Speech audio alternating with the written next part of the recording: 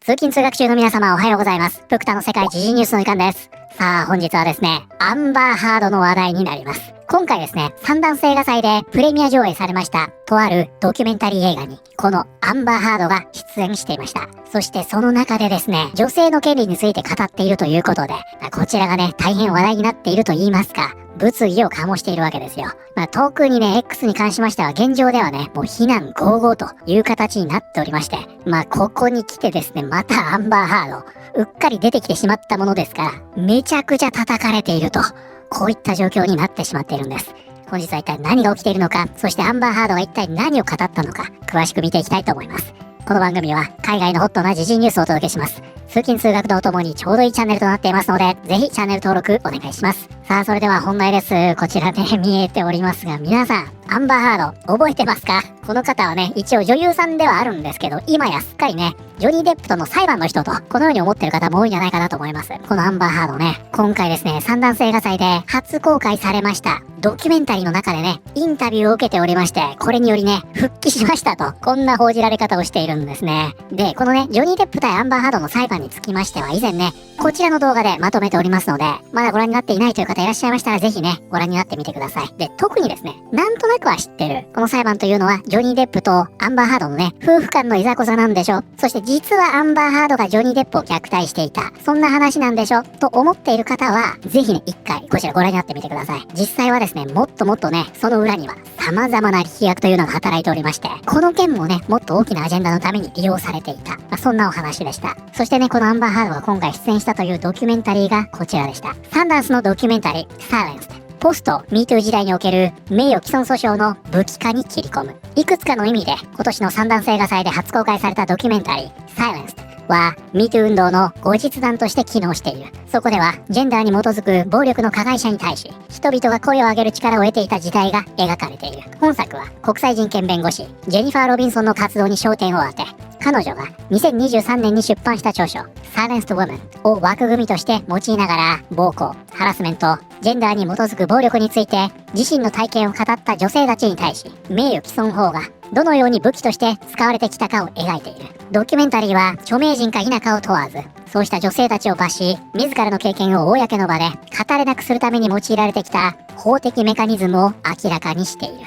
MeToo をめぐってはかなりの疲労感があります。人々によってはあれはもう終わった話だという感覚すらあります。私たちはそれが連続した流れであることを認識しつつ、点と点をつなぎ直したかったんですと監督セリーナ・マイルスは語っている。ということでね、今回その渦中にありますドキュメンタリー、こちらね、Silence、こういったタイトルなんですが、これはね、その暴行やハラスメントを訴える女性たちが逆にね、名誉毀損訴訟を起こされることで声を上げられなくなってしまう。ここにフォーカスし、様々な女性に証言を聞くドキュメンタリーです。そしてね、監督は先ほどね、名前が出ていました。オーストラリアのドキュメンタリー監督、セリーナ・マイルズ。そしてここにね、共同制作者として名前が入っているのが、国際人権弁護士のジェニファー・ロビンソン。で、この人はですね、ジョニー・デップがね、ザ・サンに対し、名誉毀損訴訟を起こしたでしょ。その時ね、証言としてアンバーハードが入っているんですが、この時にアンバーハードの法律顧問として入っていた人物です。ですので大前提としてね、この映画というのは、アンバーハードを 100% 被害者として取り上げる。そもそもこれを弁護するために入っていた弁護士ですから、こちらの片側の主張がフォーカスされているということですね。ということでこの作品内ではですね、アンバーハードもインタビューを受けていると。ドキュメンタリーで証言している人物の一人が女優アンバーハードである。彼女は結婚期間中にジョニー・デップから身体的暴力を受けたと告発し、その後2カ国にまたがる法的嵐にさらされてきた。ね、さも巻き込まれちゃったみたいな書き方ですが、ジェニファー・ロビンソンはデップが A 氏、ザ・サンを相手取り、ワイフビーターと呼ばれたことを理由に起こしたイギリスでの裁判においてアンバーハードを代理した。最終的にデップはこの名誉毀損訴訟で敗訴し、判事はこの記事を実質的に真実であると判断した。一方アメリカではデップが2018年にハードがワシントンポストに寄稿した家庭内暴力を生き延びた経験についての論説をめぐり、ハード本人を直接名誉毀損で提訴した。この裁判では陪審団がデップ側に有利な判断を下した。ということでね、2つの裁判とありましたが、1つ目はジョニー・デップ対ザ・サンのイギリスでの裁判。これはですね、陪審制ではなくって、判事がね、判決を下すという、そういった裁判になりまして、ここではザ・サンが勝訴しました。そして2つ目、これがね、アメリカでの裁判で、ジョニー・デップ対アンバーハード。これはね、陪審制となっておりまして、ジョニー・デップが勝訴したと。一部アンバーハードの主張も通ってますけどね。で、一応ね、こういった裁判は起きたんですが、法的にはね、それぞれ結論が出ているものの、結局のところね、人々はこれを認めていないというのが、実際のところなんじゃないかなと思います。このね、イギリスでの裁判というのは、陪審ではなくてね、判事の判断になりました。するとね、デップの支持者たちは、この判事がね、いかにアンバーハード側の関係者と近い立場にあったのかというのを告発していきます。一方、アンバーハードの支持者たちは、アメリカでの裁判はね、あまりにもね、アンバーハードに対して批判的な空気があったため、そのせいで負けたんだとしている。陪審制だったんでね、その空気に流されちゃったんだと。つまり、どっちの支持者たちも、負けた方の裁判を事実上認めていないということですね。つまり、今回のドキュメンタリー映画というのも、この流れの中にあってね、アメリカでの裁判はね、あれだけの証拠が提出されたにもかかわらず、アンバーハードを被害者として描いていると。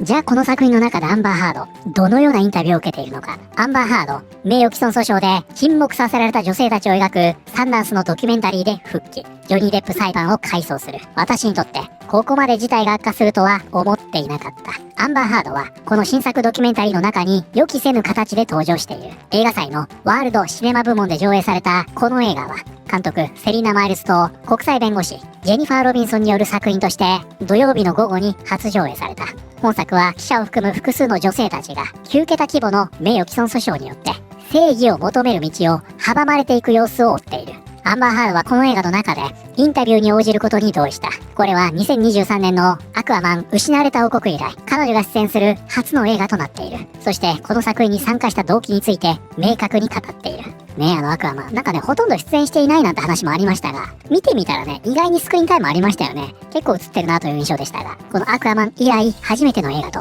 これは私のことではありません。私はもう話す力を失ってしまいました。私は自分の物語を語るためにここにいるわけではありません。自分の話を語りたくない。実際、もう自分の声を使いたくないんです。それこそが問題なんです。ハードは監督、セリーナ・マイルスと向き合う告白形式の対話の中で率直にそう語った。そしてここですね。ハードはデップ対ザ・サンの裁判への自身の関与はキャッチ22だったと語った。ということでね、今回のアンバーハードの立場を象徴する非常にね、いいワード出てきました。キャッチ22。こちらが本日のキーワードになります。Catch 22. あることをするまで別のことができないが、その別のことは最初のことをしていなければできないという実行不可能な状況。ということでね、こちらの Catch 22というのは罪という意味になります。つまり何をすることもできない、八方塞がりの状態。これね、Catch 22。このように表現するんですね。これ慣用表現です。で、この表現はですね、一本の小説が元になっています。それがね、こちらになっておりまして、Catch 22はアメリカ人作家、ジョセフ・ヘラーによる風刺的な戦争小説であり、彼のデビュー作である。執筆は1953年に始まり、1961年に初めて出版された。20世紀を代表する重要な小説の一つとしてしばしば言及されており、非時系列的な独特の語り口を用い、複数の登場人物、それぞれの視点から出来事を描いている。個々のストーリーラインは時系列順には並んでおらず、物語の進行とともに時間軸が徐々に明らかになっていく構成となっている。ということでこちらね、Catch 22。ご存知の方もね、いるかもしれませんが、これね、アメリカではめちゃくちゃ有名な小説です。で、これね、1970年に映画化もされておりまして、その後ね、Hulu のミニシリーズにもなっていたと思います。ジョージ・クルーニーが出てましたよね。じゃあなんでね、この小説のタイトルが積んだ状態を表すようになったのか。それがね、こちら、ステュディアス英語学院さんの、こちらの記事にね、まとめてくれてますんで、ちょっと見ていきますが、Catch 22とはもともと、この小説の中で用いられた、軍隊規則第22項を指します。主人公はこの規則を適用して、狂気に陥った者は、自ら請願すれば除隊できる。このような解釈を使い、航空爆撃機への乗り組みを逃れようとします。しかし作中では、自分の狂気を意識できている程度では、まだ狂気に陥っているとは認められないので、除隊はできないとなってしまいます。この小説が発表されて以降、作品のタイトルが、ジレンマ、板挟みの状況、問題を阻む状況や規則、落とし穴を指すスラングとして定着しました。ということでね、この Catch 22という作品の中では、ここね、主人公であります。この人ね、ヨッサリアンと言うんですが、この人が所属する隊の上官がね、あまりにも横暴なため、何回出席すれば除隊できるっていうこの基準を、どんどんね、ずらされてしまうんですよ。最初は5回って言っていたのに、5回に到達すると10回だ。10回に到達すると15回だと。このようにして結局ね、永久に除隊できないわけですね。なので、自分はね、もう狂ってしまったから除隊させてくれと。このように言うんですよ。だったらね、そういう風に申請してくれと。このように言われて、じゃあ申請するよという。そうするとね、ただ、それがね、申請できるということは、それは正気を保っているという証拠だから、その時点でそれは認められないと言われてしまうんですね。つまり、罪の状態なんです。で、この作中ではですね、このキャッチ22というのが、こうなんでしょう、不条理の象徴として何度も登場します。これね、本当にアメリカではめちゃくちゃ有名な小説なので、こちらね、映画にもなっております。これ確かね、UNEXT で見れたんじゃないかなと思います。もしね、見たことないという方いらっしゃいましたら、結構ね、難解な映画なんですが、一回ね、見ておいて損はないんじゃないかなと思います。この時代らしいと言いますか、キャストもですね、豪華でして、オーソン・ウェルズとかね、サイコのアンソニー・パーキンスもね、出ていたりして、あとマーティン・シーンも出てますね。で、これがね、1970年の映画なので、この9年後ですか、マーティン・シーンはね、地獄の黙示録に出ることになると。で、こちらがね、Hulu のミニシリーズ版ですね。僕たちちょっとこっち見たことないんですが、6話構成になっているようです。ここね、ジョージ・クルーにいますね。ということで、ちょっとね、長くなってしまったかもしれませんが、こちらね、キャッチ22というのは、その後ね、罪の状態を表す、そんな言葉として使われていくようになると。だからこれは以前も勉強しましたが、ガスライティングの語源がね、映画のガス灯だと、こういったお話したと思いますが、こちらも同様にね、映画や小説、こういった作品が起源の表現になっています。ということで、こちらは、ハードは、デップ対ザ・サンの裁判への自身の関与は、キャッチ22、積んでいた状態だったと語った。あの裁判の結果は、私の関与に関わっていて、同時に、私はその裁判の結果に依存していました。ロビンソンと初めて会った時、これの弁護士ですね。彼女はすぐに全体像を理解していると感じました。そしてここです。私に起きたことは、多くの女性が経験していることの拡大版なんです。とハードは語った。ということでですね、今回ですね、このドキュメンタリー映画の中で、このアンバーハードね、インタビューを受けておりまして、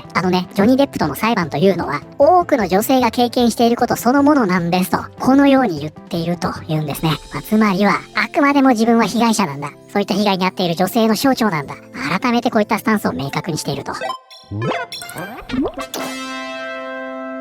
ちなみにね、こちらすでにね、レビューは出ているんですが、人権弁護士、ジェニファー・ロビンソンを描いたこの映画は、論点を伝えるには、焦点が散漫すぎる。このドキュメンタリーは力強いテーマを持つが、編集をより引き締める余地がある。というようなことでね、どちらも、ちょっとね、主題が見えにくい。それが伝わりにくい。こういったね、指摘がされておりまして、こちらね、IMDB3.4 点となっておりますが、正直ね、テーマの割には、かなり厳しい評価がされているのかなという印象は受けますね。こういうのってメディア絶賛しそうでしょ？そうでもないというような感じです。で、現在はですね、この映画、一般公開とは決まっていなくって、配給先を探している状態ということのようです。議論のある虐待の主張を沈黙させられた女性という物語に仕立て上げることは、本当の被害者を傷つけるのではないでしょうか。私は沈黙させられているだって。そう言いながら、嘘が暴かれてからほぼ4年も経って、またドキュメンタリーで語っている。この女、もう消えろ。私たちは忘れていませんよ。被害者というステータスはもう通用しません。アンバー・ハードは自分以外の誰の被害者でもない。真のフェミニストであれば、彼女を支持するのではなく、軽蔑するはずだ。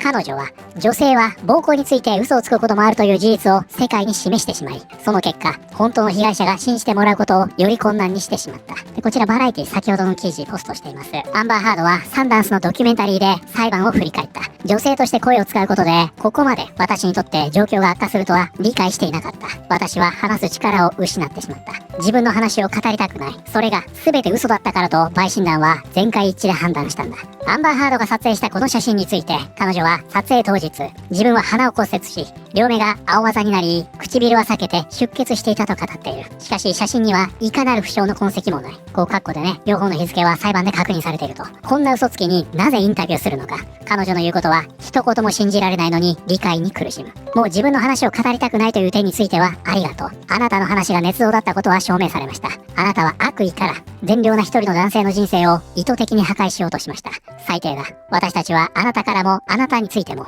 もう何も聞きたくないんです。なんという恥さらしだ。証明された加害者であり、嘘つきに発言の場を与えたバラエティは恥を知れ。私はフェミニストたちが自分の性別を理由に女性だから相手を攻撃してもいいと思っているところにもううんざりしている。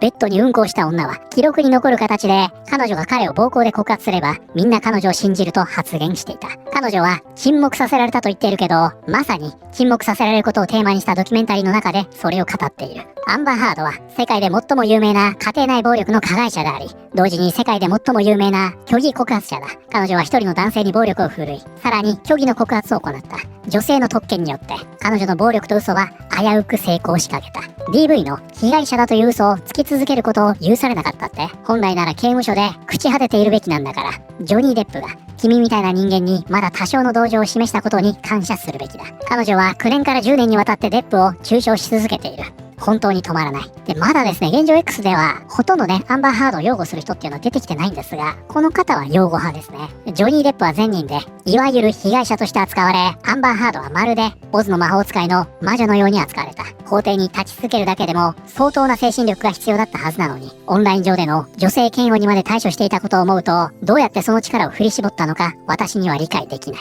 ということで、ここではね、現状、まだアンバーハードこんなことやってるのかと、そしてこれをね、痛烈に非難するという投稿が相次いでいるという状況になっています。はい、ということで本日はですね、サンダンスで一本のドキュメンタリー映画が公開されまして、その中にアンバーハードが出演していたことにより、これが現在ネットで痛烈に批判されているという話題を見てまいりました。いかがだったでしょうか。で、おそらくですね、これから様々な記事でね、この件が取り上げられ、今度はね、ジョニー・デップを批判する人たちというのがわーっとね、出てくるんじゃないかなと思いますが、現状ね、少なくとも X では、このアンバーハードね、お前また出てきたのかと、そしてまだ被害者を気取っているのかとして、めちゃくちゃ叩かれているという状況になっています。で、やっぱりね、この件で問題だと思うのは、わかりますよ。デップ対ハードというのは非常にね、世界中で注目された裁判でしたし、このアンバーハードをね、担ぎ出したいという気持ちはわかるんですが、もうあれだけの証拠出ちゃってるでしょ。で、あの中でね、少なくとも ACLU に対しての寄付に関しては、明確に嘘をついていたわけでしょ。もうそれってバレちゃってるわけですよ、世界中に。だからね、このドキュメンタリー映画の中で取り上げている、いわゆるね、女性の訴えに対しての名誉毀損訴訟での封じ込め。こういうのってあるのかもしれませんが、その被害者としてこの人を担ぎ出すのは違うんじゃないのと、福田は思ってしまいますね。なんだったらこの人のせいでね、実際の被害者たちが訴えにくくなってしまったと言うんだったらわかるんですが、これはね、無理あるんじゃないかなと思ってしまいましたが、皆さんはこれについてどのように思われたでしょうか。ということで、本日の動画は以上になります。この動画良かったよと思っていただいた方、ぜひチャンネル登録、グッドボタンお願いします。それではまた、通勤通学中にお会いしましょう。